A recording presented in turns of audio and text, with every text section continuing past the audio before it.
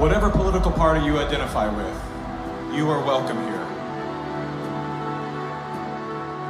Whatever color, culture, or creed you identify with, you are welcome here. If you are vaccinated or unvaccinated, you are welcome here. Now look around. Look around at these faces in this crowd. Take a good look around. This is America the Beautiful. And it's worth fighting for. You are worth fighting for. Your children are worth fighting for. Our freedom is worth fighting for.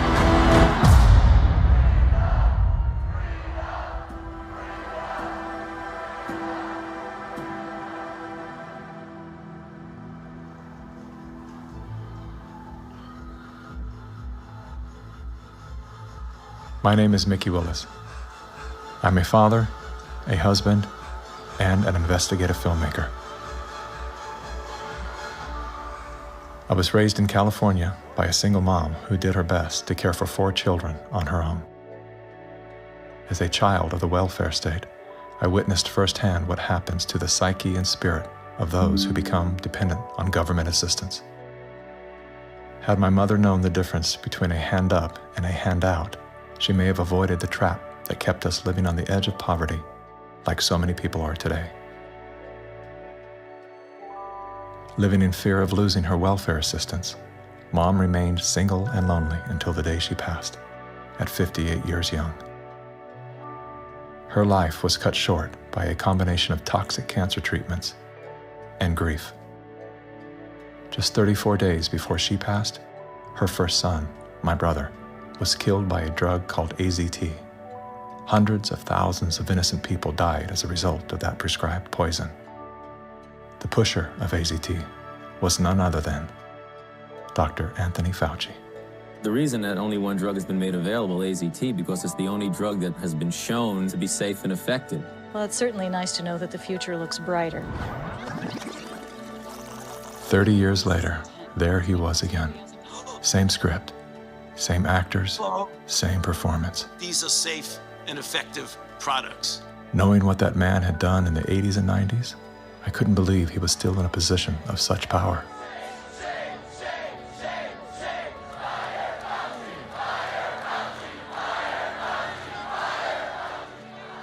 As the world descended into synchronized tyranny, I began to ask myself, how did they get everyone to go along with this? So good. I know. Obsessed with finding the answer, I began studying every moment in recorded history where masses of people devolved into a state of self-destruction. Down that rabbit hole was where I discovered the work of G. Edward Griffin. Gentlemen, again let me say welcome to our home. Since the 1960s, Mr. Griffin has been warning the world of the communist plot to overtake America. Yes, I know. Communism. Mr. Gorbachev, tear down this wall. That thing we've all been told fell with the Berlin Wall. How do you measure such an astonishing moment in history? It was Napoleon who said, "History is a lie agreed upon." Ironically, there's no evidence that Napoleon ever said that. As we're about to discover together, much of our history has been rewritten to serve an agenda that up until recently was invisible to the average person. Average, like this guy. Everyone's talking about the necessity for change right now, particularly here in the US. Over the past few months, as a filmmaker, I've had the honor of documenting the political revolution. That was me in 2016, the year of my political awakening. Come on board the political revolution. I was touring with the Bernie Sanders campaign, creating media to help his grassroots movement grow. At that time, I knew very little about socialism and even less about democratic socialism. As it turned out, I wasn't the only one. So my Bernie bros, how do we redistribute wealth through taxation without expanding the powers of the federal government? Bernie Sanders!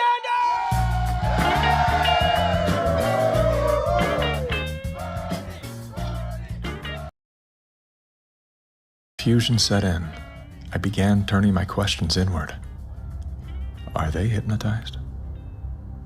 Am I hypnotized? That question, that one simple question, activated some strange sort of faith healing. Suddenly, I could see. How did I not see this before? There were so many red flags. The only solution is communist revolution. The only solution is communist revolution. The only solution is communist revolution. That's right, we need communism. That's what we need.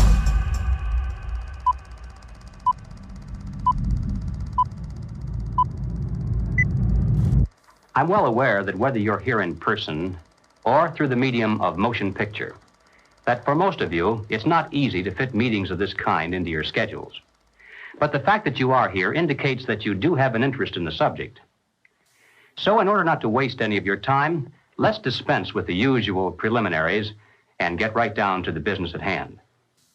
We're going to examine in quite a bit of detail the communist theory and practice of revolution, particularly as applied to the United States. Now, this will not be something dreamed up out of thin air. This will be the strategy as taught by them and advocated by them in their own manuals, in their textbooks, and in their schools.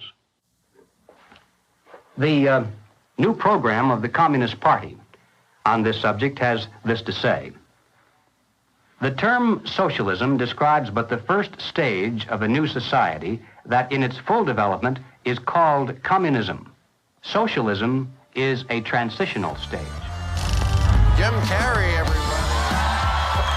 I went out today and bought me some freedom-friendly Nikes. Yeah, that's right. As a salute to Colin Kaepernick, to Nike, congratulations on your fantastic choice. Thank you so much. Well, it's good to be back it's in great to dystopian America. The Republicans are running with the word socialism. They're trying to say... They're trying to scare people. Scare people. It's communism. It's Venezuela, Trump says. We're going to be living in Venezuela. I grew up in Canada. I'm here to tell you that this bullshit line that you get on all of the political shows from people is that it's a failure. The system is a failure in Canada. It is not a failure in Canada. I never waited for anything in my life. I chose my own doctors. My mother never paid for a prescription. It was fantastic. And I just got back from Vancouver, and I keep hearing this, like, Canadians are so nice. Canadians are so nice. They can be nice because they have health care. Because they have a government that cares about them. In Canada, the authorities say there's now a state of emergency. Riot gear swept through Canada's capital. Today, police in Ottawa used batons and pepper spray. They just trampled that lady. Look what you did to her! Medical wait times in this country are longer than ever. The cost of living just keeps climbing. There's a socialist coup unfolding in Canada, and we taxpayers are funding it. In the recent years, a lot of Canadians have been watching their once well-regarded country become what some are even calling tyrannical. A country previously hailed as the most free and democratic in the world. Now, the People's World, the official West Coast newspaper of the Communist Party, ran this rather interesting editorial. What is needed now is an effort that begins to approximate the magnitude of the problem. As a minimum, such a program should demand massive emergency action by the federal government. The federal government has invoked the Emergencies Act. As of today, a bank or other financial service provider will be able to immediately freeze or suspend an account without a court order. If you are involved in this protest, we will actively look to identify you and follow up with financial sanctions and criminal charges. Banks have already started to freeze the accounts of people involved in the protests. Please get out. Immediately get out. Intimidating people in a church during the Passover. Unbelievable. Growing up under communist dictatorship, I have been warning Canadians that that's what's coming. I could smell it. I could see it at every corner. We will not put up with this anymore. We are fighting back. Protests, public protests, are an important part of making sure we're getting messages out there, but using protests to demand changes to public policy is something that I think is worrisome. Okay. So here we have the Prime Minister of Canada saying that, yes, we have a highly functioning democracy and they have the right and freedom to protest. However, if those protests are used to demand change in government policy, then no. The small fringe minority who are holding unacceptable views that they're expressing.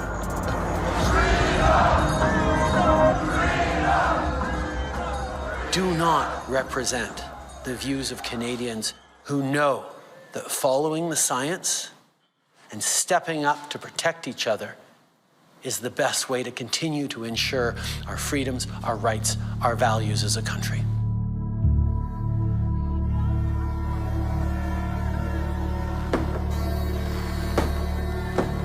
Liberal Prime Minister Justin Trudeau claims to be following the science, but Trudeau's science often comes in the form of this bizarre authoritarian technocracy. I think that Justin Trudeau stepped on the landmine when he weaponized the banking system in Canada against the truckers. Those peaceful trucker protests, their most violent act was honking their horns. And in retaliation, they had their access to their bank accounts, and anybody that supported them in any way had their access to bank accounts eliminated. And at that moment in time, we all came to realize what was really going down. Even with Sun TV watching for any slip, he was asked which country he most admired and referred to China. There's a level of admiration I actually have for China because their basic dictatorship is allowing them. I applaud China for stepping up. I applaud Canada. You can tell what I'm thinking. A prime minister who openly admires the Chinese basic dictatorship, who tramples on fundamental rights by persecuting and criminalizing his own citizens as terrorists just because they dared to stand up to his perverted concept of democracy, should not be allowed to speak in this house at all. Mr. Trudeau, please spare us your presence. Thank you. Canadians know where I stand. This is a moment for responsible leaders to think carefully about where they stand and who they stand with. While Justin Trudeau makes a compelling case study, he is not the only dictator on the rise. Under the new rules provided by the COVID-19 emergency, many other elected leaders were empowered to show their true colors. Interesting how they all marched in perfect lockstep while chanting the same slogans. This pandemic has provided an opportunity. Here we are now with an economy in crisis, but with an incredible opportunity. It's certainly a major crisis, but it also offers us a unique opportunity. Unprecedented opportunity to rethink and reset. The great opportunity for reset. Opportunity for us to reset. For a reset. It's almost as if they all attended the same school of thought and studied under the same professor.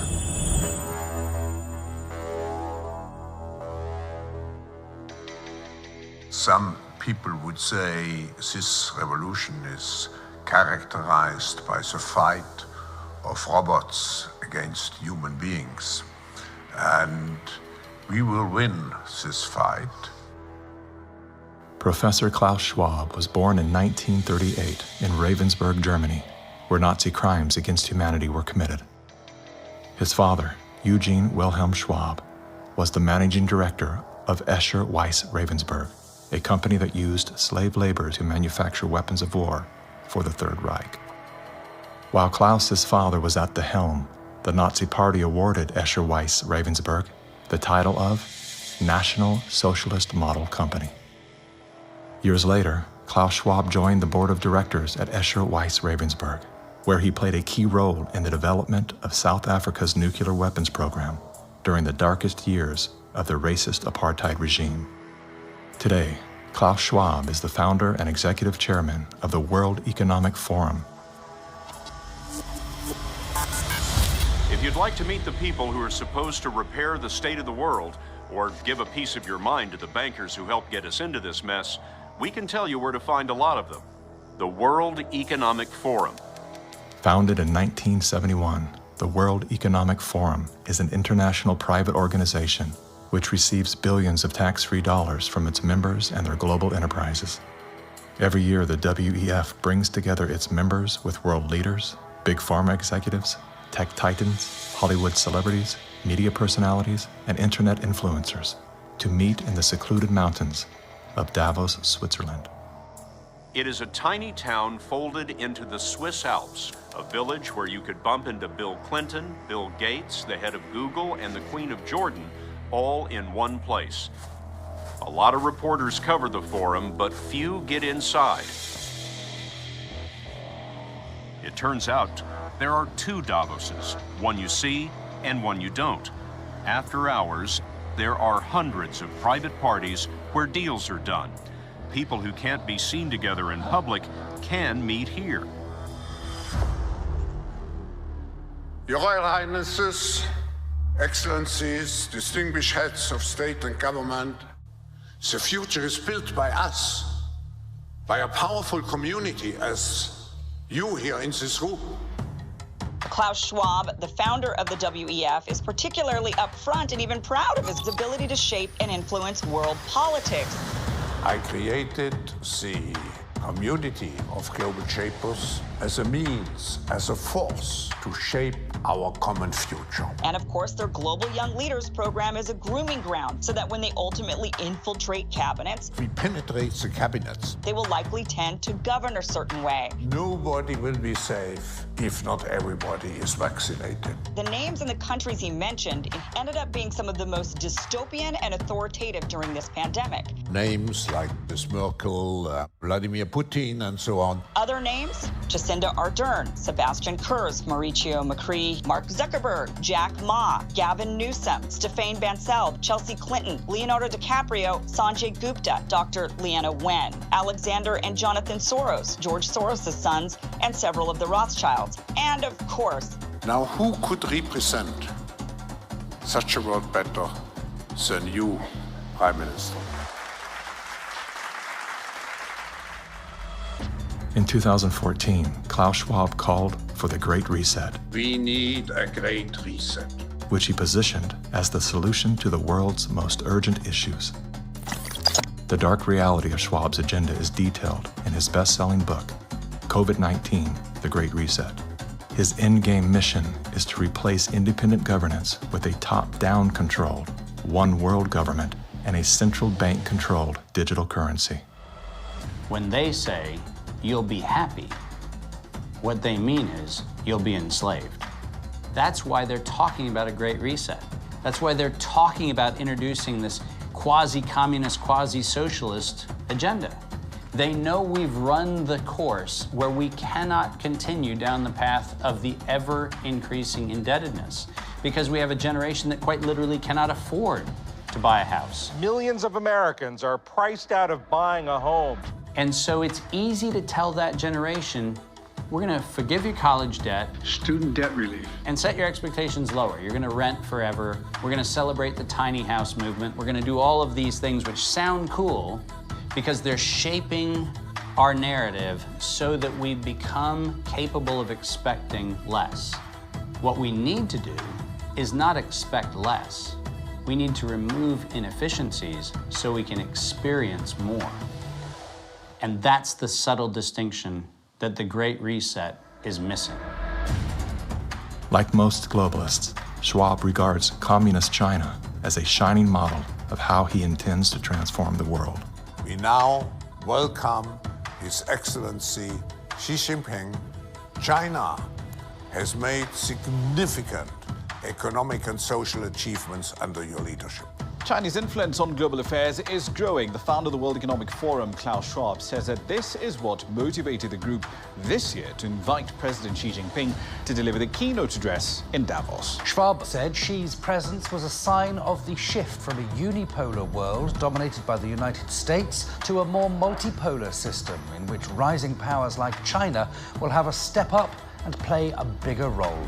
I think it's a role model for many countries, but we have to go one step further. It's a systemic transformation of the world. Artificial intelligence, the metaverse, synthetic biology. Our life in 10 years from now will be completely different, and who masters those technologies will be the master of the world. Similar to his protege, Justin Trudeau, Klaus Schwab makes a fascinating case study. Yet he too is merely the master of his own world. Economic Forum. Science is replacing evolution by natural selection with evolution by intelligent design. Not the intelligent design of some god above the clouds, but our intelligent design and the intelligent design of our clouds. The IBM cloud, the Microsoft cloud, these are the new driving forces of evolution. Today, we have the technology to hack human beings on a massive scale. And by this I mean that if you have enough data and you have enough computing power, you can understand people better than they understand themselves, and then you can manipulate them in ways which were previously impossible. You know, the whole idea that humans have this soul or spirit and they have free will, that's over. Now, how exactly will the future masters of the planet look like? This will be decided by the people who own the data. Foreign powers can collect, store, and exploit biometric information from COVID tests. U.S. intelligence officials tell CBS News that China is trying to collect Americans' DNA in hopes of controlling the future of healthcare. China's test kits are a tool to help China compile genetic data. The Chinese aren't the only ones exploring this technology. The U.S. is working on it as well. The White House is ramping up its COVID response, announcing Americans can once again get free COVID test kits as concerns are growing over a rare... Data is the most important asset in the world. Those who control the data control the future, not just of humanity, but the future of life itself. Everywhere she goes, Ouyang Haoyu is followed. What she buys, how she behaves, is tracked and scored to show how responsible and trustworthy she is. It's called the social credit system. A person's reputation is scored on a scale of 350 to 950. It's big data meets Big Brother, expanding how the government monitors, understands, and ultimately controls its 1.4 billion citizens. A good score brings benefits, but people with low scores lose rights. The cinema names and shames people considered untrustworthy, plastering their details, even their addresses, across big screens. And information collectors are paid to report on their neighbors. The Supreme Court has created a blacklist for so-called bad citizens. Among them is this journalist. He got a little too close to uncovering corruption among high-profile party members. He was blacklisted. He only realized when he tried to buy a train ticket. Once you're blacklisted, you can no longer get a bank loan, start a business, buy an apartment, or even send your children to a private school. By using the mechanism of social credit, we'll be able to establish a blacklist of people. These punishments will serve as a whip to rebuild moral values. And few here are willing to criticize it, something that may pose a risk itself for a bad score and the life that comes with it. It may seem scary, but it's just like that here. We're used to it, and anyway, we don't have a choice. China wants obedient citizens. Criticism or resistance among the population is virtually non-existent. This woman's door was kicked in by police when she refused to go to quarantine. Now these videos show rows of metal containers which are being used to house COVID-19 patients. Some of them have complained that very little food is left for them in the freezing metal boxes. Chinese government officials now installing fences in Shanghai, blocking people from leaving their homes. For some, Shanghai feels like the world's largest prison. 5分钟前头，俺叫俺没几个了，现在突然之间，所有人都叫了。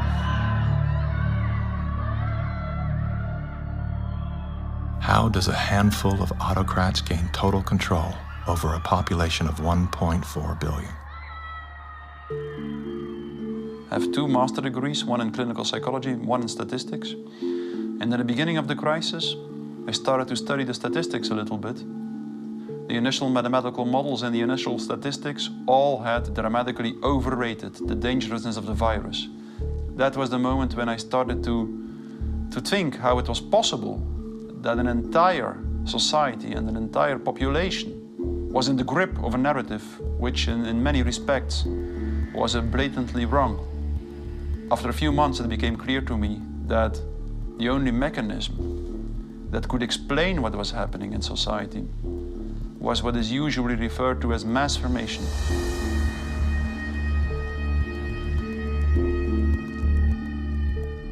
Mass formation is identical to hypnosis.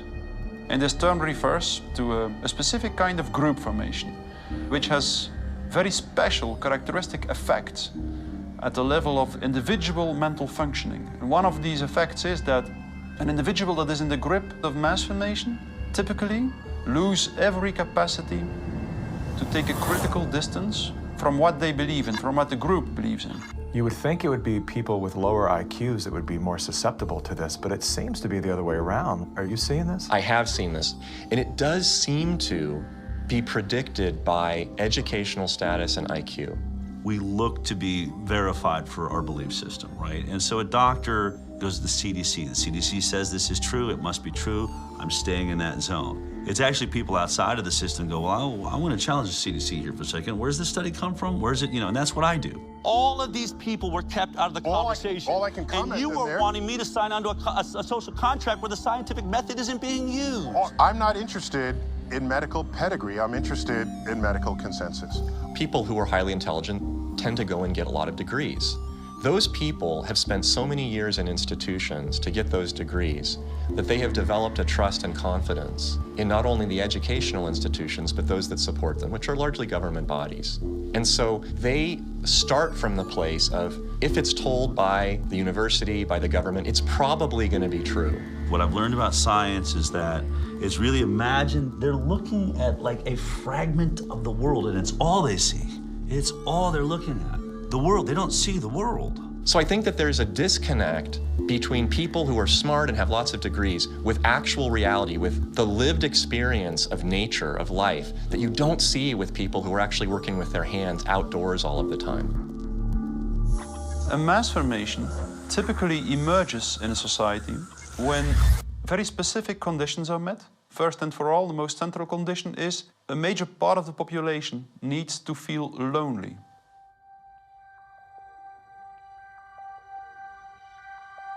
Doctors say the very rules to keep people safe from the virus are doing great damage when it comes to anxiety, depression, and even suicide. And now everyone is suffering, but children are particularly at risk. The real pandemic here is the psychological warfare that's being waged on every single human being. See, if you take a human being and you put them in a chronic fear state, and you couple that with human isolation, what happens is they psychologically decompensate and live in such emotional pain that they will gravitate in an irrational way to anything that you promise them will alleviate that pain. Once people feel disconnected from their environment, they will typically start to experience a lack of meaning-making in life. And under these conditions, if a narrative is distributed through the mass media, indicating an object of anxiety, and a strategy to deal with this object of anxiety, they suddenly, connect to one small object of fear, for instance, the coronavirus, and afterwards, people don't feel lonely anymore. They feel connected again. Let me hear it if you've had the Pfizer vaccine. Let me hear it from Moderna, AstraZeneca. Let's hear it from the anti-vaxxers.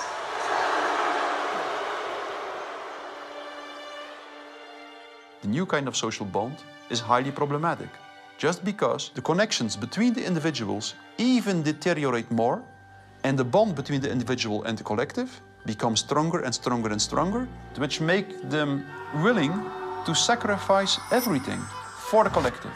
Its health, its wealth, the future of its children, everything.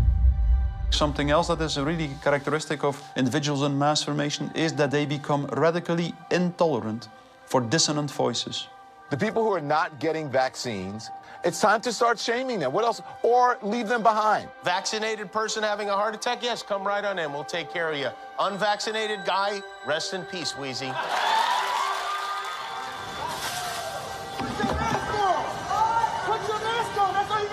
We have to stop coddling the morons who will not get the shot. Get away from me, Put it on. Does it bother anybody else that she doesn't have to wear a mask that we all do? When are we going to stop putting up with the idiots in this country? You're a schmuck for not wearing a mask. And just say it's mandatory to get vaccinated. Screw your freedom. People who do not go along with the masses are stigmatized, and in the end, the masses are inclined to destroy the people who do not go along with them. And they do so as if it is an ethical duty to do so. Getting good people to do bad things, harmful things, while thinking they're good things, it's a dangerous place to be because it looks great. You feel great while you're being used. They will sacrifice themselves, and they see it as a virtue because it demonstrates their complete obedience to the cult, to the group, to perform ritualistic behavior which causes them harm. One of the most clear illustrations of this was when the leaders of the Communist Party in the Soviet Union were sentenced to death, often tortured to death. They did not object. They said things like, if this helps the Communist Party, it's my pleasure to do it. That's something that was observed in all major examples of mass formation in history.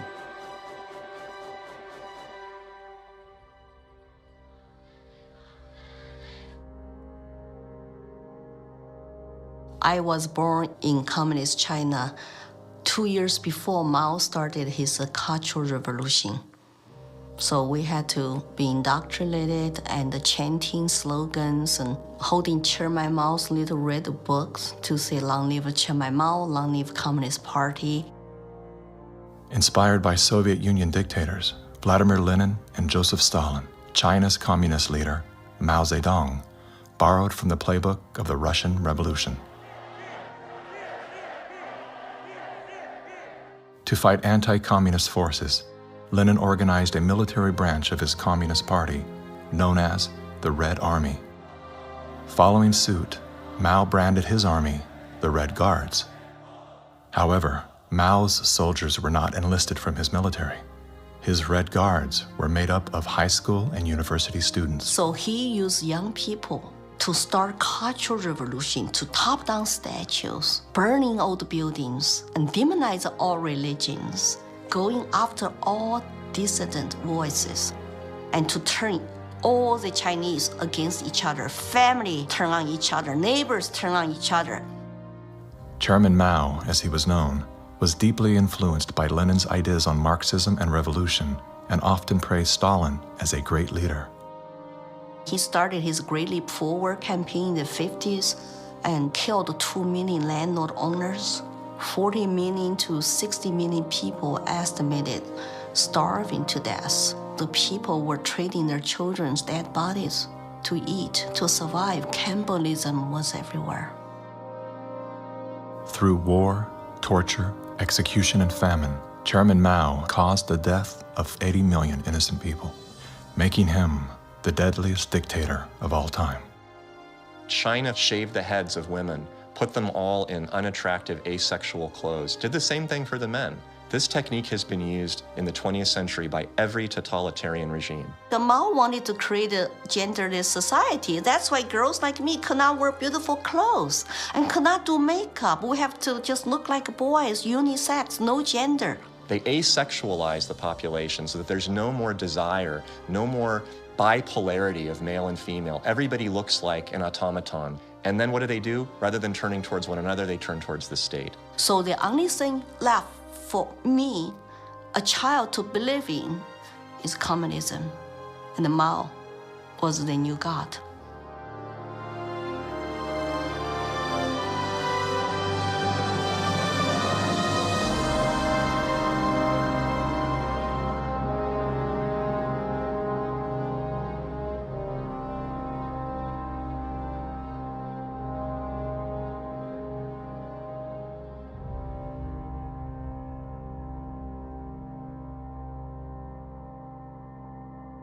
Now, in China, the government is not only cracking down on Muslims, but on other religions as well, as it pushes to assert communist ideology. Here's something else that is banned in China: Falun Gong, a religious movement that emphasizes on spiritual enlightenment and cultivation of virtue.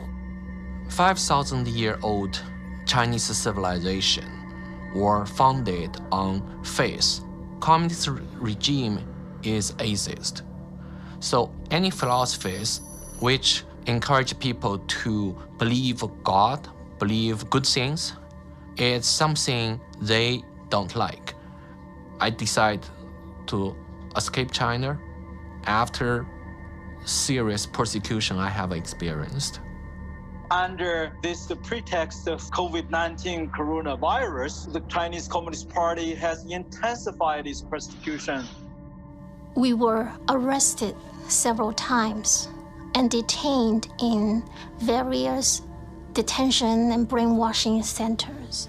Over the past few years, a vast network of camps has been built across Xinjiang. A series of classified bulletins show how easy it is to be singled out by the Chinese government for education and training. The U.S. Defense Department says as many as 3 million are being forcibly detained in re-education and forced labor camps. China calls them thought transformation camps built to prevent extremism from spreading, but reports indicate they're more like prisons. When I was detained in detention center, I was handcuffed and hung over a radiator pipe with my toes barely touching the ground. And I was hung over there for 3 days. The CCP guards brought 4 male detainees into my cell and began one of the worst experiences of torture. And on the brink of death, I realized I could do nothing but turn to my belief. So I prayed to be saved. Moments later, one of the 4 male detainees suddenly fainted on the floor, which interrupted the torture.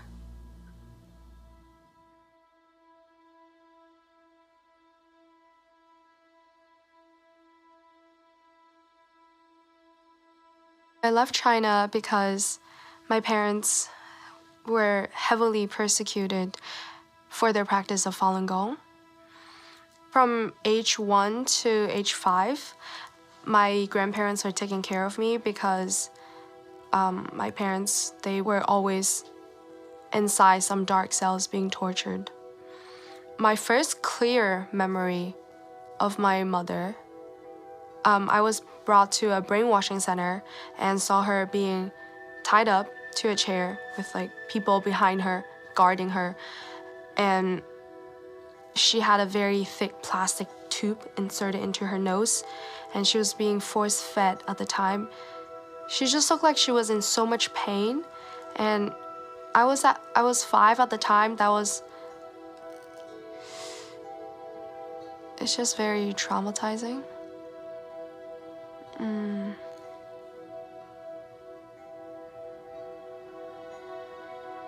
My school principal actually came to me several times and told me not to be a part of my parents and to report any activity that my parents would do.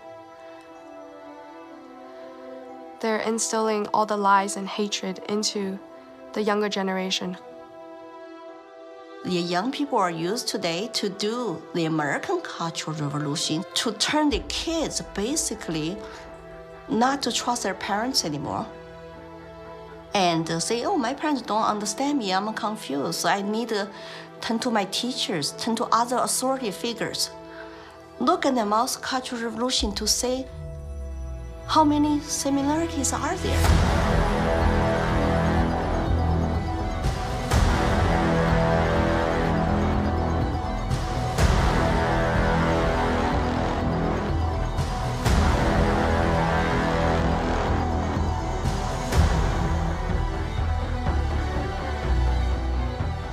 Communism will win.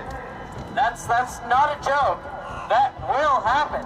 You are happy with what was happening in the USSR between 1917... We make a critique of it. That's what we're Maoists. We make a critique of it in order to improve socialism the next time it comes around and throws people like your ass into a labor camp.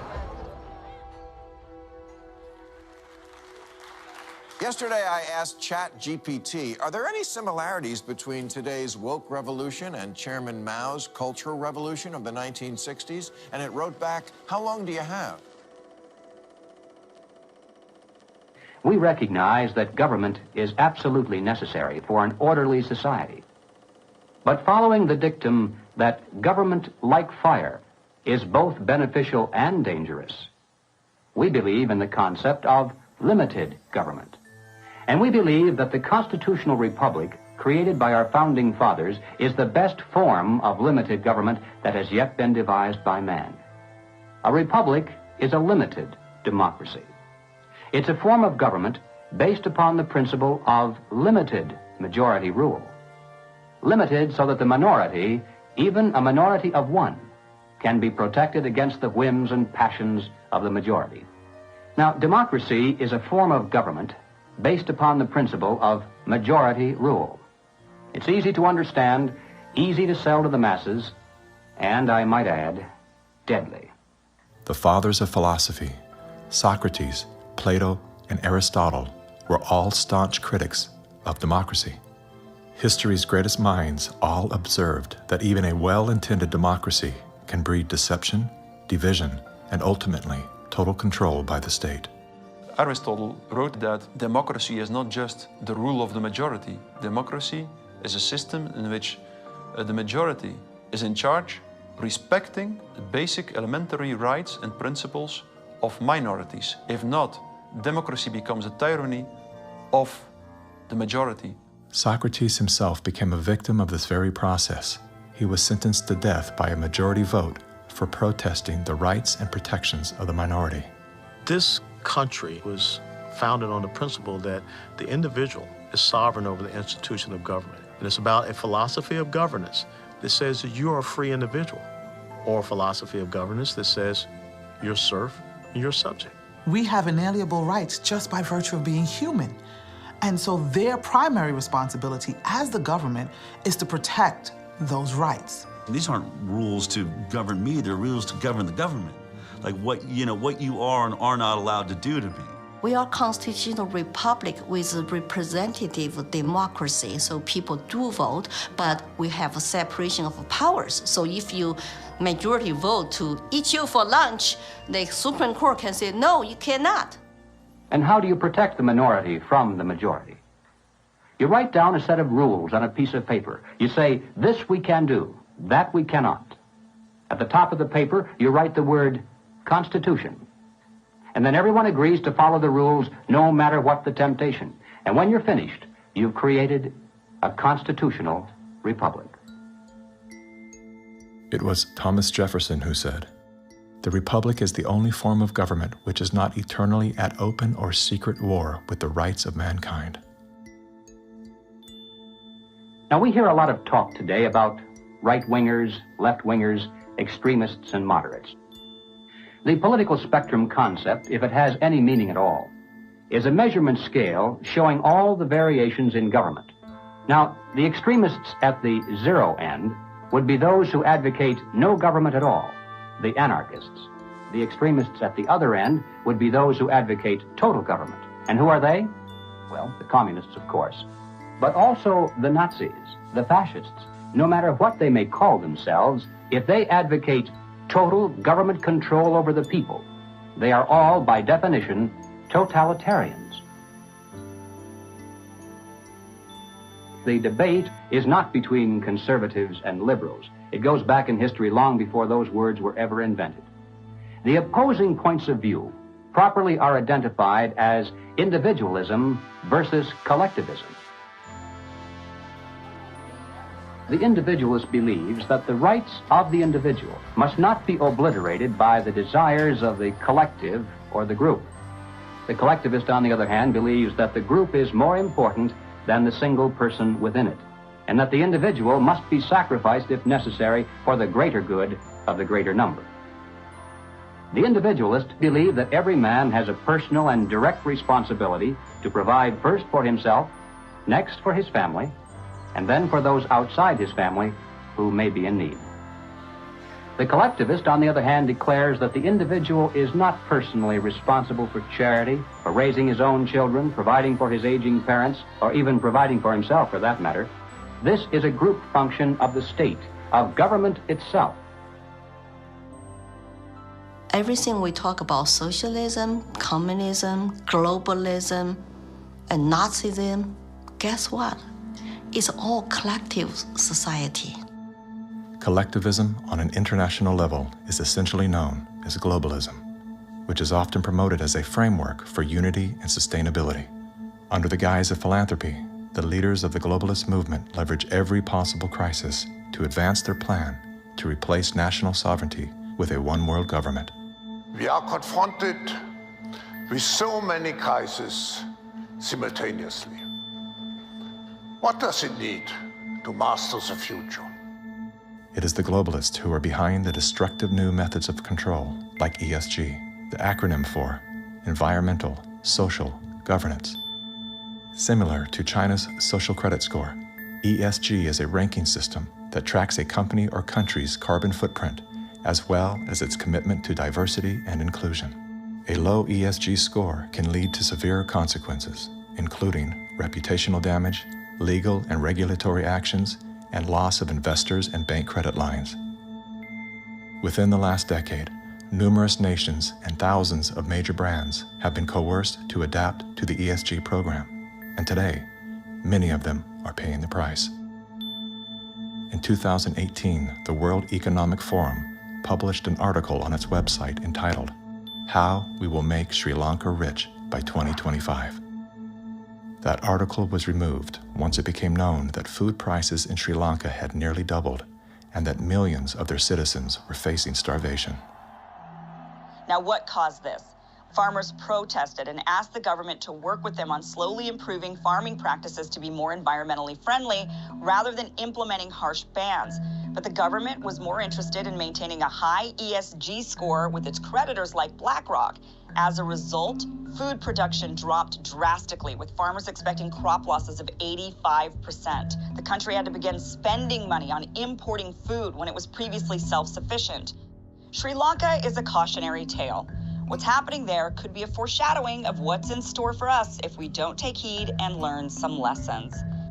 The Dutch government was one of the first to sign on to the ESG system.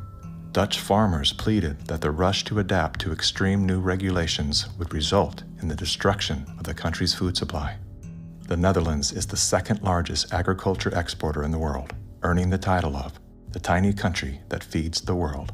A collapse of their system could trigger a global food crisis. Yet, the Netherlands Prime Minister continued to persecute Dutch farmers until they were forced to revolt. Where do you find still such a prime minister in the world? You find it in the Netherlands, and it's Mark Rutte. And remember, too, the Netherlands is the pilot program of the World Food Hubs, and the World Economic Forum has assigned to the Netherlands what they call this Global Secretariat, using, ironically, a communist term for it. Klaus Schwab's golden pin-up boy, Prime Minister Mark Rutte, is busy fulfilling the agenda of the World Economic Forum's Great Reset by turfing farmers off their own land. Perhaps the most important lesson I've learned in my years as Prime Minister of one of the world's most outward-looking trading countries is that national interests are often best served by international cooperation. Schwab has sold this idea because they're up against the wall. Okay, you have all these governments that are basically broke.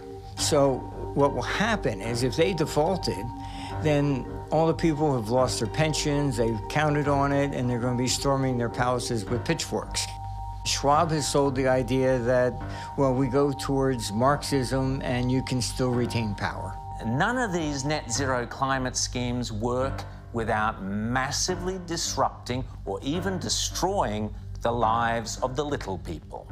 If you think about what created wealthy people wealthy throughout the many years of our human history, it was the ownership of land. And you have governments right now that are looking to take ownership of real estate, and it's happening everywhere. And you have this movement of individuals kind of going like, hey, like people should never profit off of real estate. And unfortunately, that ideology is what the government is using to take control. If we look at data from 2001 to 2015, there is a slow and steady trend towards more corporations owning single-family homes, apartments, office spaces, and less individuals actually owning real estate. Blackstone Group actually recently raised a record of $50 billion to take homes from American families. During the pandemic, when all people were ordered to lock down indoors, why did governments around the world make exceptions for mass protests? We've all heard the term fire sale. In this case, it's not a metaphor. When a community is damaged by protests, the value of local properties plummet. Investors then gobble up the devalued real estate for pennies on the dollar. In many cases, the leaders of the decimated communities receive kickbacks for allowing this transfer of wealth. Big companies and investment firms swooping in and buying up some of the only affordable homes in your neighborhood. The more you have individuals not own their own home, the more you have individuals not financially independent, creates more dependence on big financial corporations that profit off of mass people. So we are going towards a world where the people are owning nothing. I always say, like, if we don't own anything, well, who does? Bill Gates, business magnate, software developer, philanthropist, nation's largest farmland owner. Gates owns nearly 270,000. It's a reinstitution of Marxism where, communism owned all the property. In his Communist Manifesto, Karl Marx wrote, "The theory of communism may be summed up in a single sentence: abolition of private property." Karl Marx was a German philosopher and social theorist who lived in the 1800s. He is the co-author of the Communist Manifesto, which has been referred to as the Bible of Communism. His theories of class conflict and dialectical materialism were instrumental in shaping socialist and communist movements worldwide. Joseph Stalin, Vladimir Lenin, Leon Trotsky, Mao Zedong, Che Guevara, Fidel Castro, Kim Jong-un, Hugo Chavez, Nicolas Maduro, and many other communist revolutionaries have cited Marxism as the foundation of their political ideologies. Marx rejected all concepts of God, as well as the traditional family. According to members of his own family, Marx was emotionally, verbally, and physically abusive. His wife, Jenny, was plagued by depression, which was compounded by Karl's adulterous impulses and his inability to provide for his children. Despite his privileged upbringing and formal education, Karl Marx was often unwilling to work and instead relied on the financial support of friends and family.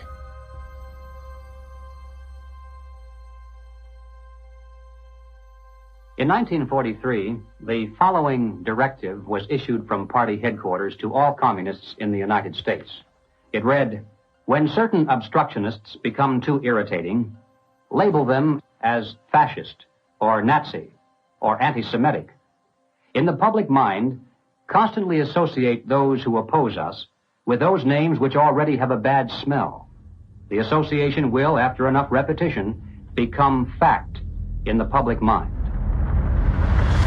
The founding fathers were racist, misogynist, Fascist political party, radicals on the far right, anti-Semitic, xenophobic, transphobic, Uncle Tom's White supremacist, domestic terrorist, neo-Nazi organizer, Nazis. You are an anti-vaxxer. Anti-vaxxers. Racist. Name calling is their number one bullying tactic, and they apply it unremittingly to anyone who questions their dogma or says something they find unacceptable or offensive. As early as 1928, the communists declared that the racial differences among our people constituted the weakest and most vulnerable point in our social fabric.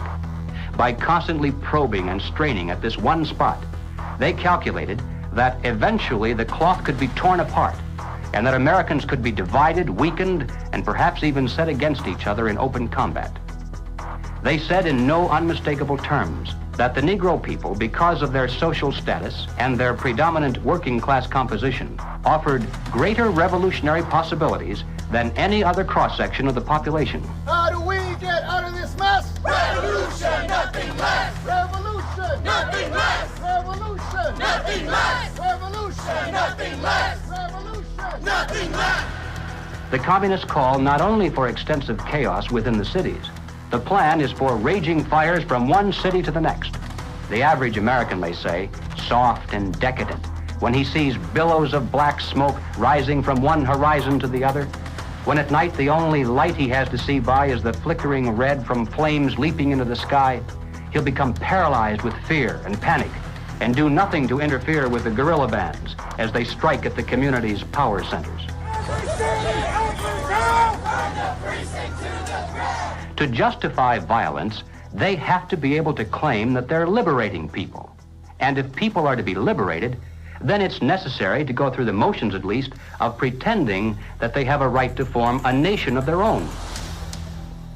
The Communist Party called for their liberation, to break away from the United States and to set up their own nation within our borders. Activists now control a barricaded area. It's been called an autonomous zone. They want it to be free of capitalism, state authority, and police.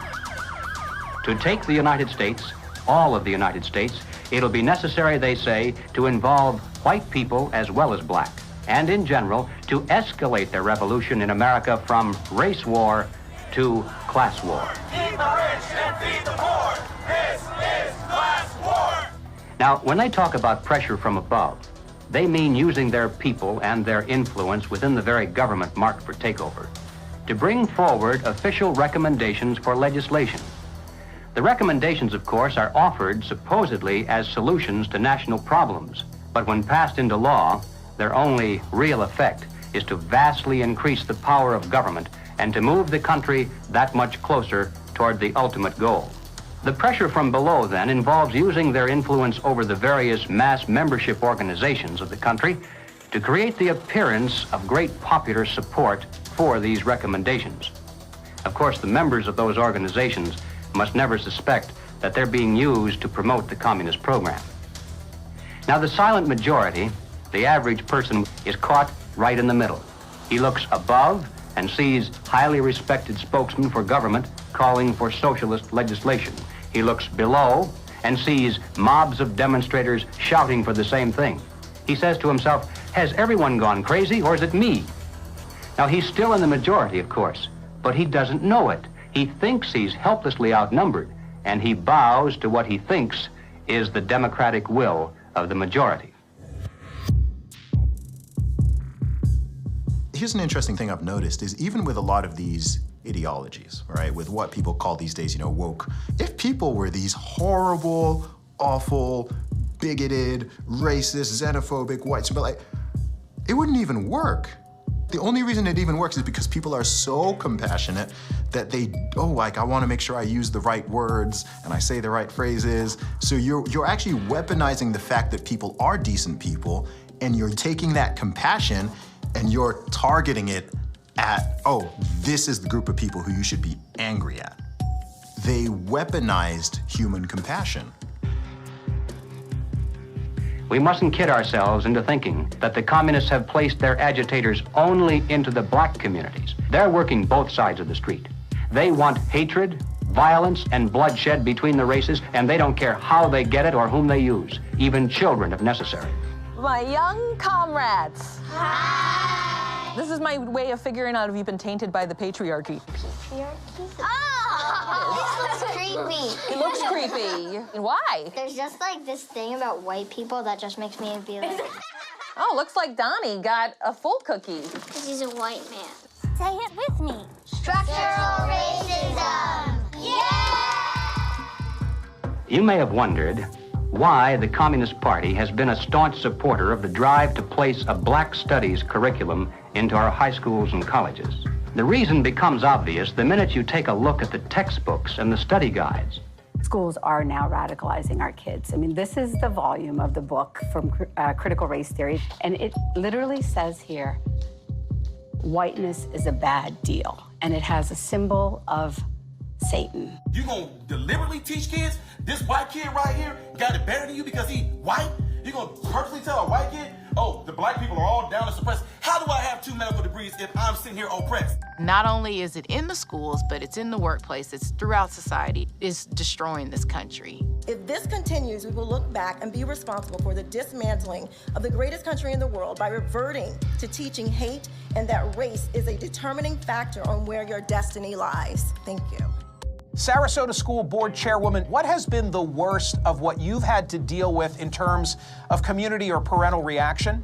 The calling of names, tyrant, Marxist, communist, and they want to move kids over to charter schools and private schools without the oversight of the state. And that's wrong. Education authorities in the United States are asking the government to use anti-terror laws and involve the FBI against parents who protest against the way their children are being taught. It identifies no fewer than 13 possible federal crimes, including making annoying phone calls. How about this one? They could be prosecuted for using the internet in a way that might cause emotional distress. Over the weekend, Democrats voted to ban gendered language in House rules. And that means no more terms like father or mother. Is the administration's official policy to replace the term woman with birthing people? Black birthing people. Black birthing people. Black and indigenous birthing people. You shifted in places from using the term mother to if people. Again, if we're trying to be precise in the language that's used. Mom's a pretty good word. I'm not a birth person, I'm a mother. Can you provide a definition for the word woman? Can I provide a definition? No. Yeah. I can't. You can't? Not in this context. So I'm not a biologist. The meaning of the word woman is so unclear and controversial that you can't give me a definition? Do you believe then that men can become pregnant and have abortions? Yes. Literally everything that was fought for women's rights is going straight down the drain. This environment that has been created and corrupted and manipulated does not respect women, does not respect children, does not respect men. It cares nothing for family. So that's why they have to attack mother and remove father, because she's gonna protect that child, he's gonna protect that woman, and they both are gonna protect society. Good evening. Good evening. Thank you very much. Thank you for your service. When you talk about a parent-child relationship, you're talking about something primal that is in the heart of the liberal, not the Marxist, that's in the heart of the person who's conservative. And they're pushing the boundaries on something that they cannot control. Washington State is on track to lawfully take gender dysphoric children away from parents who oppose transitioning treatment. That is against the Constitution. The only time a parent loses their rights is if there's an extreme circumstance. It's severing the bond between the parent and the child. What they're doing is they're dividing families to take control of the children. The biggest offense against communism is the nuclear family. In Chapter 2 of his Communist Manifesto, Karl Marx wrote, "Abolition of the family. The bourgeois family will vanish as a matter of course." We're here today to represent the millions of Black Americans who disagree with the Black Lives Matter movement. If you go to Black Lives Matter website, it says that we disrupt the nuclear family. That's my wife. This is our 4 children. Why would you disrupt the nuclear family? Because the real objective is to remove the family as a possible alternate source of guidance and support.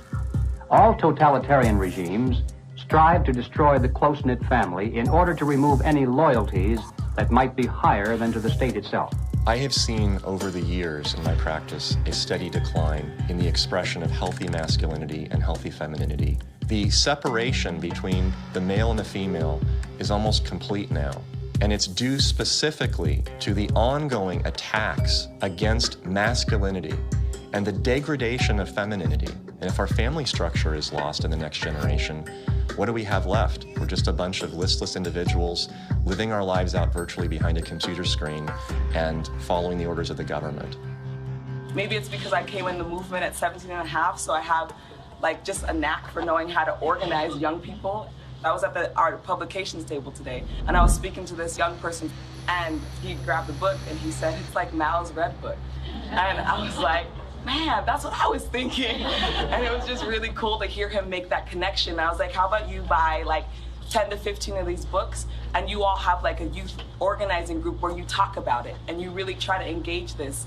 We need to build off of this. We actually do have an ideological frame.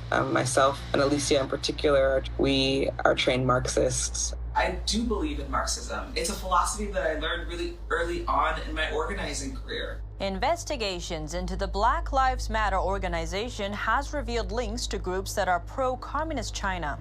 The self-proclaimed Marxist Black Lives Matter co-founder Alicia Garza also owns the Black Futures Lab project. Yet, all would be lost for the Black Future Lab if not for the Chinese Progressive Association. Donations to the Black Futures Lab don't go directly to the foundation itself. The Chinese Progressive Association gets them instead. Through forensic investigations, we now know that the 2020 BLM fiery but mostly peaceful protests were organized and partially funded through a network of pro-communist organizations. One of the groups is US-based Liberation Road, which was founded by a faction of the Communist Party of Vietnam. Liberation Road is allied with the new communist movement and has direct ties to the Chinese Communist Party. The San Francisco-based, communist-rooted Chinese Progressive Association formed a sister company called Asians for Black Lives to serve as a bridge between BLM and the Chinese Communist Party.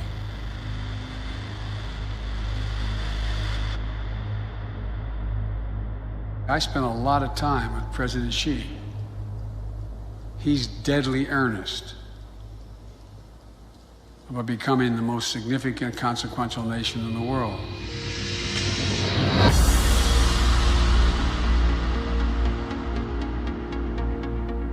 When we speak of China, it's important to distinguish between the people and their oppressive government. And while the Communist Party of China is undoubtedly America's greatest foreign adversary, it's crucial to recognize that the most urgent threat to the future of the United States resides within its own borders.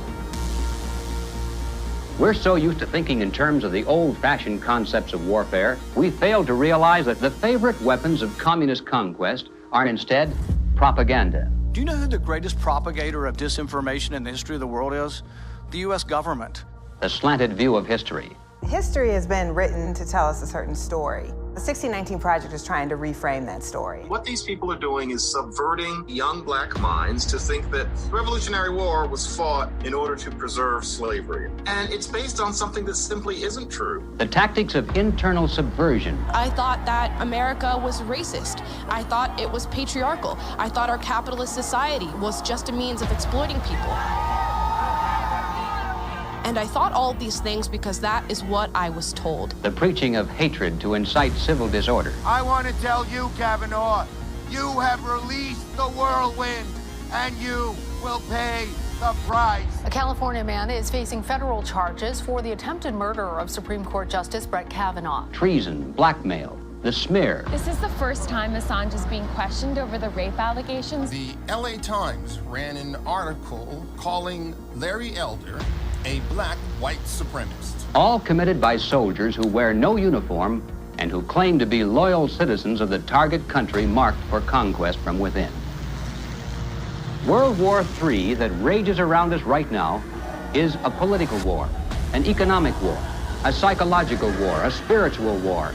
As a matter of fact, the bomb, as a psychological weapon, is being dropped on the American people every single day. You probably assume you're safe. That could be a deadly mistake. Bracing for food shortages. And labor shortages, shipping delays, supply chain disruption. A new coronavirus variant. The worst virus variant. Ultra transmissible. It can kill you. It can kill you. A surge in crime. Acts of terrorism. Domestic terrorism. White terrorists. White supremacy. Mass shootings. And nuclear conflict. World War III. World War III. Vladimir Putin. Russia. Environmental doom. Fire, storms, and deadly floods. I don't want you to be hopeful. Science tells us we have 9 years. This storm will kill you. I want you to panic. It is promoting fear. It will kill your children. Feelings of fear. It will kill your pets. The world is a very terrifying place. Unless you get lucky. I want you to feel the fear I feel every day. Walk me through, if you would, what happens scientifically inside our minds when we're in a state of fear, and then how that affects our external choices and the direction of our lives. This is well known and well researched in the psychological literature and the psychiatric literature, that when someone is afraid, when someone is in a state of fear, that person cannot think rationally. You resort back to a more primitive way of making decisions, which is highly emotionally driven. And when you're placed in a chronic state of fear, as we have been, you end up in a, what I would call a traumatized state, meaning that you're not just momentarily scared, you are frozen. You have seen your ability to think critically suspended. The issue is not about COVID or vaccines or anything else. It's not that. That is the polarizing impulse that gives rise to our general sense of ill at ease, which then amplifies our willingness to fall for reflexive classifications like race or, the isms that we want to fight about. The more we can distract people by creating the illusion that says everything is fearful, the more we can manipulate the population. We were groomed for decades to be fearful, whether it was drop and cover. We must be ready all the time if the atomic bomb explodes. Duck and cover. To protect against the threat of nuclear annihilation, or more recently, the impending ecological collapse of our planet in 12 years that AOC and Greta Thunberg keep warning us about. The world is going to end in 12 years if we don't address climate change. How dare you? All of these fears are grounded to some degree in reality. They're not completely invented, but they are exaggerated so greatly that we cannot actually reason through them anymore. When people are afraid, they won't just accept authoritarianism, they'll demand it. They will demand it. Somebody do something. Somebody take charge and tell me what to do. Like, where do I stand? Where do I walk? What do we do? What are the rules? And again, people in power always use that, right? What do they say? Never let a good crisis go to waste. We can take this and we can now enact policies that normally we wouldn't be able to get away with. Maybe in a couple of decades, when people look back, the thing they will remember from the COVID crisis, this was the moment that we agreed to be surveyed all the time. And maybe even after the event is over, maybe we can still keep 30%. And over time, multiple crises, suddenly you have a government or an individual who has far more power than they're actually supposed to. The leaders of the mass, the people who pronounce a narrative in public space, usually are hypnotized themselves. They believe they need to reshape society to be able to deal with the challenges society faces. And they believe so fanatically in that ideology that they think it's justified to manipulate and cheat and to use all kinds of narratives to convince people to go along with that ideology. We're going to go visit Mom. I'm going to bring the home family to see Mom. No. We will shut you down. We will cite you.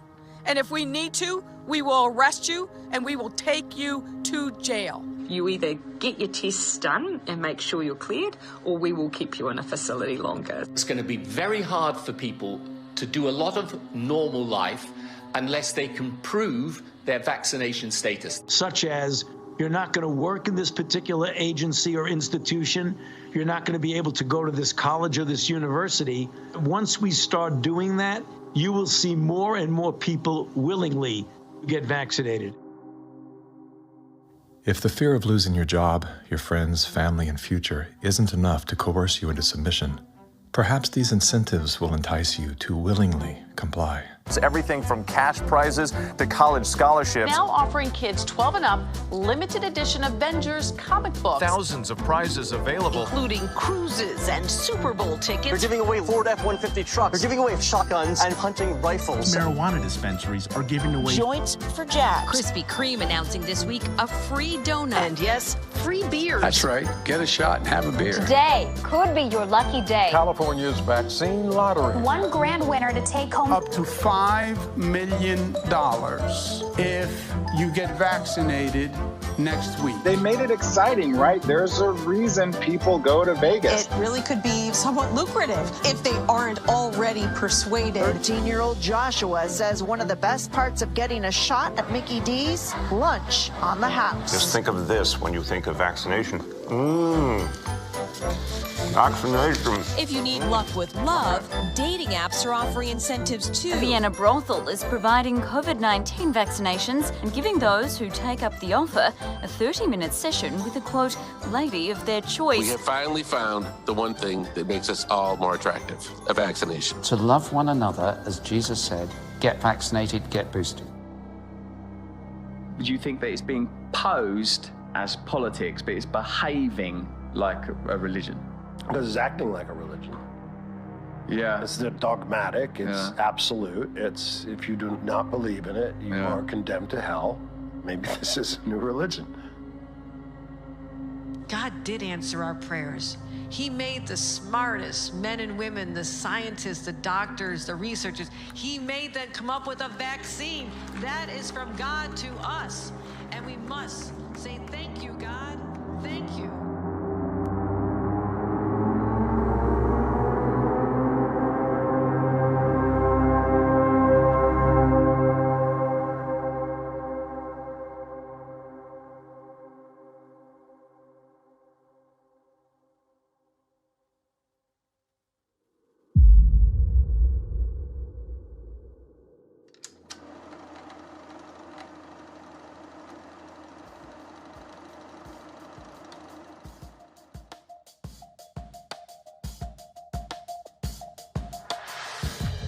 There was a time, and not too long ago, I think, when we could have pulled ourselves out of this without too great a sacrifice on the part of anyone. But we didn't. Instead, we slept. Everywhere I look, I see men and women who know that communists are making headway in this country. They know that something must be done and that someone must stand up to them. But they themselves do nothing. They remain silent because they're afraid that if they speak out, it'll be bad for business. They may lose a client. They may even lose their jobs. Or perhaps they're receiving a regular government check and already are too dependent upon some of the very people and programs they know they should oppose. We have now passed the point of painless solutions and parlor patriotism. Well, all right, so what do we do about it? What are the countermeasures that need to be taken? And where do we begin? Before we finally win this battle, and I should hasten to say that there's no doubt in my mind that we're going to win. I'm increasingly convinced of this. But before we finally do see victory, we must carry the truth to every man, woman, and child in America. I have no idea of what each of you is going to do in the critical days that lie ahead. It may be much, it may be little, it may be nothing at all. I don't know. Only you can answer that question. But ladies and gentlemen, whatever it is you decide to do for your country, do it soon. Do it now. Every minute that you delay further will add dearly to the price of ultimate victory. Mr. Griffin, that was over 50 years ago. Where are we now? Hearing that phrase after all these years is kind of a shocker because I didn't realize really at the time how accurate it was going to be. But we're in the middle of it now, and so the ultimate victory is still ahead of us. How did you know way back then what would be happening today? It's a long story, of course, but I did take a fascinating tour of the Communist Bookstore in Los Angeles when I was very, very young. I was working for an insurance company. I was Mr. Corporate America, you know. That was the period when the hippie, image was pretty popular, and a lot of these guys in that bookstore were in that uniform. And I think they felt I was a potential recruit, Yes, we've always been quite willing to talk about we'll talk about socialism anywhere, in the streets or in the Senate, anywhere, They're a communist faction making a big power play for SDS. Is there any communists back here? I guess there is. Yes, they are communists, and yet our nation seems unconcerned. Many newspapers, television commentators, and educators call these young revolutionaries dissidents. But are these voices voices of mere dissent, of mere student unrest, or of sedition and revolution? They invited me to come to their study groups, they called them. They were really the recruiting funnel, you know. And I didn't have to pretend to be interested because I was interested. I wanted to see what these guys were up to. And of course, the more I read, the more I realized that these guys were deadly serious. And so my crusader gene said, hey, buddy, you better stop worrying about the corporate ladder and making money and looking good and start doing something about it. And I'm glad I did, because after that point, my life had a meaning and had a purpose more than just self-centered. Who are some of the key figures behind this agenda? I'm not sure we can name names. We know that there are layers and layers of control and influence, sort of pyramidal in form. At the bottom level, of course, it's just all the common people. Most of them don't even know what's going on. It used to be that an invader could come in with a superior army, and people resent it, but they obey because if they don't, they get killed. Now, if they want to conquer people in this environment, they have to do it through the mind. And of course, today, after all the technology that we have, and the control over the communications and the images and the school system and the media, they have absolute control over the funnel of information that comes to the average person. And the average person, if they're not aware that there's a real war going on for their mind, they will be helpless. And as long as people are on the edge of fear, they're willing to give up their liberties and pay lots and lots in taxes. A tax on carbon. And as I passed through that idea that, in my view, the enemy is in a category called collectivism, and that's the word that applies to all of these things: socialism, communism, fascism, Nazism. All of these things are merely variants of collectivism. That is the philosophy based on the assumption that the group is more important than the individual, and that the individual must be sacrificed, if necessary, for the greater good of the greater number. That's the trick. You're doing this for society. Obviously, you don't like to tell people what to do, but sometimes for the good of society, that's necessary. We have to start doing things for the greater good of society, and not for idiots who think that they can do their own research. But it's not about me and my rights to choose. It's about how I love my neighbor. You are not doing this for yourself. If you are at all like me, your own health, your own risk, is not a big rational driver of all of your actions. They trick us into thinking that if you act in your own self-interest, that somehow you are selfish. And nothing could be further from the truth. Those of us who've discovered this trick long ago, we realize that enlightened self-interest comes into play. If you are acting out of self-interest, you soon discover that the best way to benefit yourself is to help other people. It does come back. The question is, how do we turn this ship around? I think that the path to political hell in America has been voting for the lesser of two evils. They create conflict because conflict creates fear and confusion, and out of that chaos, people are not too analytical. They'll just struggle for some quick answer, which is who you're going to vote for. That's usually the answer that's offered to them. They think that if you just vote for somebody, the right person, everything will go away. You cannot wait until there's a list of candidates that's published and you say, which one am I going to choose? You know, by that time, the game is over. All those candidates have been selected before you were even aware. You've got to get into politics at the local level so you have some influence in which candidates are selected. And that starts at the grassroots level. You don't come in at the top, you come in at the bottom. If we do that job, we will influence both political parties just like our opponents do now. There is actually a way forward and a way out, but it's going to require work, and it's also going to require that we acknowledge that we have wronged ourselves, that we are part of this problem. It's not the government that caused this. The government facilitated it. What caused it was our being asleep at the wheel. Without taking accountability, we cannot move forward.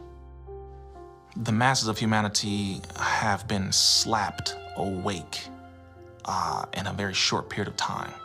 to where now it has created a domino effect of awareness all across the planet. People cannot go back into the matrix now. They can't. A lot of people are trying to, and they can't. We have the right as citizens in this country to abolish government and create a new one. And that is the authority that has been given to us. It is written in our documents, the Declaration of Independence, the Constitution of the United States, the Declaration of Human Rights. We have indelible rights, and the basis of those rights are our freedoms. And if we don't have that, we don't have life. And so we have to awaken, we have to arise, we have to fight. The natural rights of every individual is life, liberty, and property, and establishing a country on a premise that had never been established before, that the individual is sovereign because their rights are endowed to them by a sovereign God. This which has happened can only be described as divine, which is why we're the nation. Our ideology, our way of life is always under this relentless attack that we have defeated over and over again, and we will defeat it this time.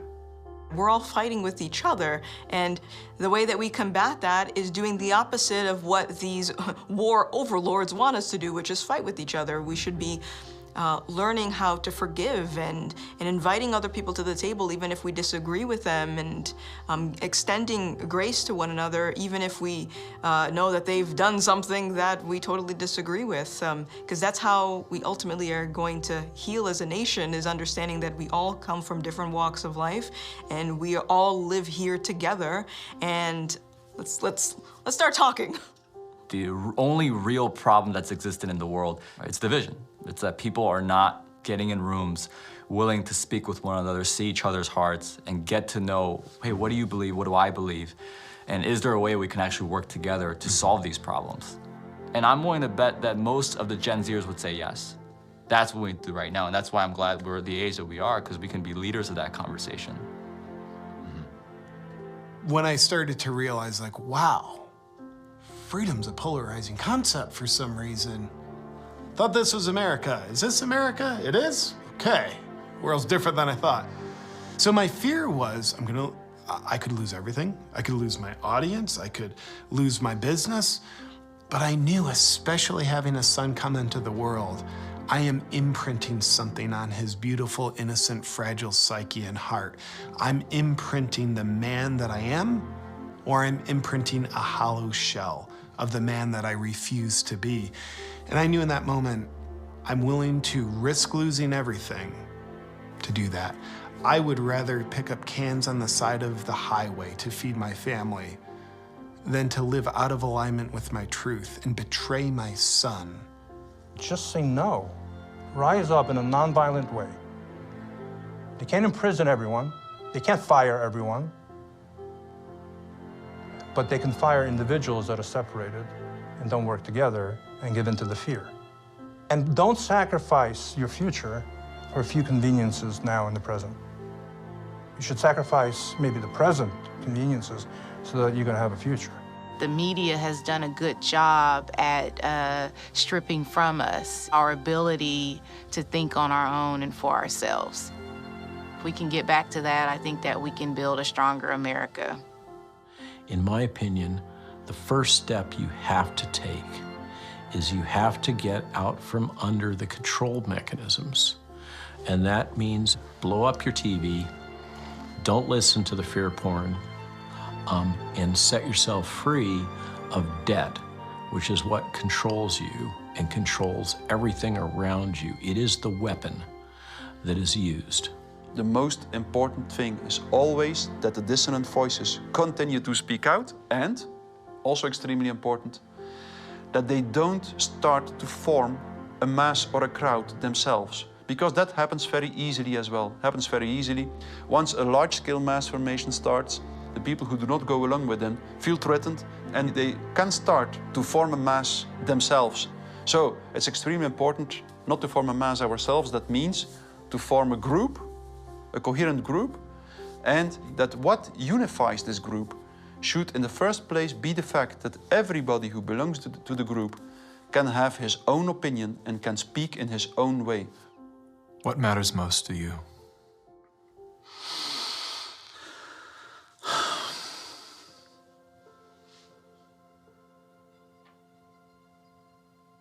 I think what matters most to me is freedom.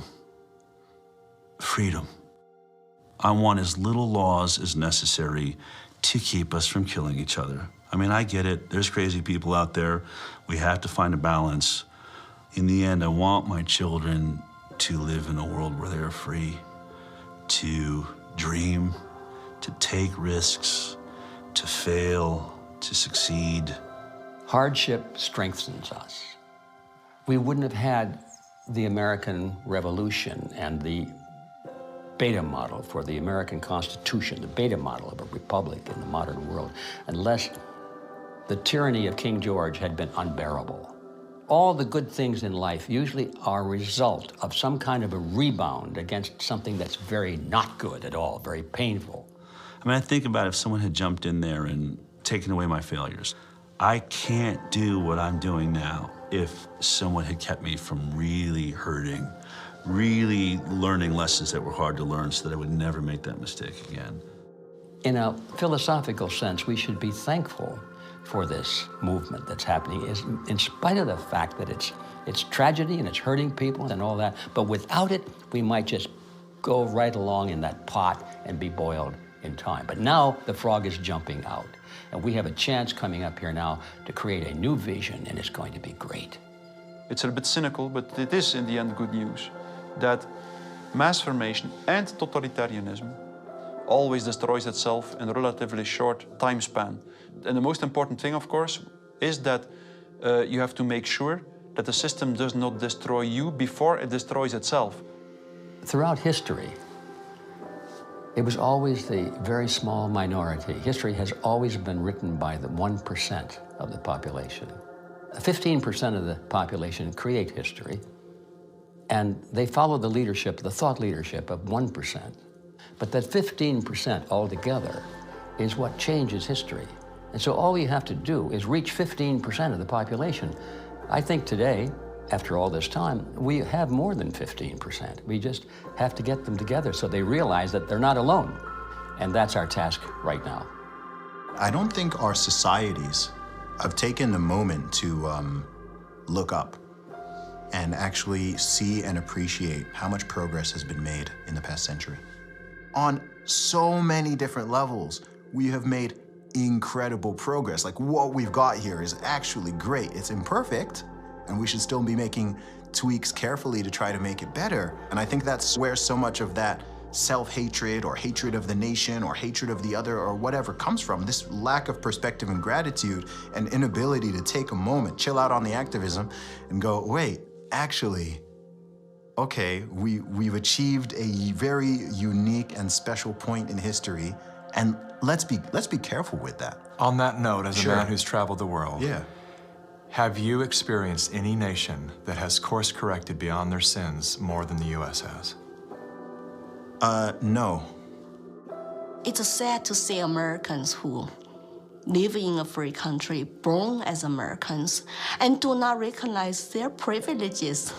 You are born American, a free country. You never suffered a starvation. And you need to go to other countries to find out why all the immigrants, millions of them, want to come here. What is happening in our backyard today, I experienced as an 11-year-old. I remember vividly all the promises that a guy named Castro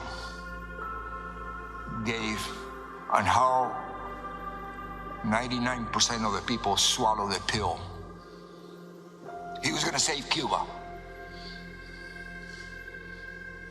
I remember how he promised to the farmers, to the Guajiros, that you're going to own the land. I remember all the promises that we hear today about free education and free health care and free land. And my God, no freedom. The defectors here that are speaking out against the Communist Party in China are risking their lives. And Our government is not interested in listening to them or helping them in any way.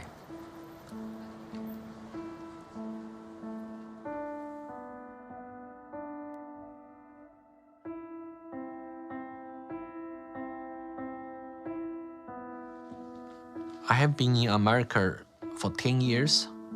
I saw a lot of Americans with wonderful hearts.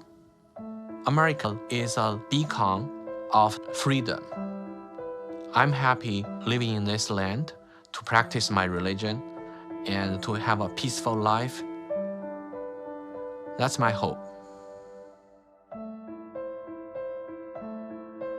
America's last stand on earth for freedom. If we lose this country, the world will be a very dark place. I have 3 children in this country. I want to protect their American dream. So here I am, you know. I've noticed that every time you speak about America, your eyes fill with tears. I do love this country. No place to go. And I just hope people can hear my stories. For past 5 years, I've been telling the same thing. I have no political agenda here. I just want to live American dream and my children live American dream. Sorry about that.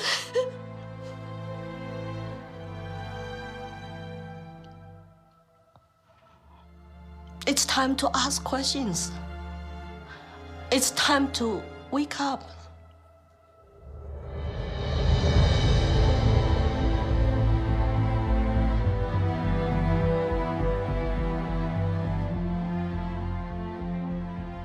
We've been brought together in this moment to face the urgent choice between dehumanization and rehumanization.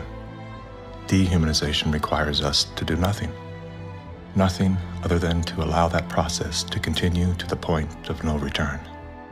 Rehumanization, on the other hand, requires action. One action: to remember. To remember what we knew as children, when everything was possible, before our attention was captured, before the conditioning set in, before our nature was denied. There's nothing new we have to learn. All we have to do is to remember. And then take the hand of that memory and go out and stand on ground, not concrete, not asphalt. Stand on ground and see if you can feel the heartbeat of a universe that conspired to give you life, so you once again can feel the joy of being completely human.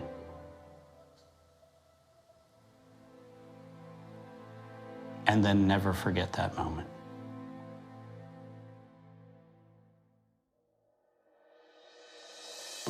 This is the moment for us to activate our innate ability to create solutions. That can only happen through the awareness of symbiosis, defined as a mutually beneficial relationship between different groups. All of life depends on relationships. Every living thing is in communication, from the stars to the planets, the earth, the plants, the elements, the insects, the animals, the humans, and every cell within us. Real change out there begins with real change inside. As Americans today, we are truly a privileged people in a privileged land. But with our blessings come responsibilities, and with responsibilities come risks. The challenge of our time is that we must accept both the responsibilities of our blessings and the risks involved in defending them for ourselves and for future generations. And we must do this without hesitation if we are to be worthy benefactors of that precious heritage of freedom passed on to us through the epic sacrifices of those who have gone before. Now, that is not flag waving, and it is not cliched patriotism. as a simple statement of the obligations of citizenship in this glorious land, our land, which with God's help we shall preserve.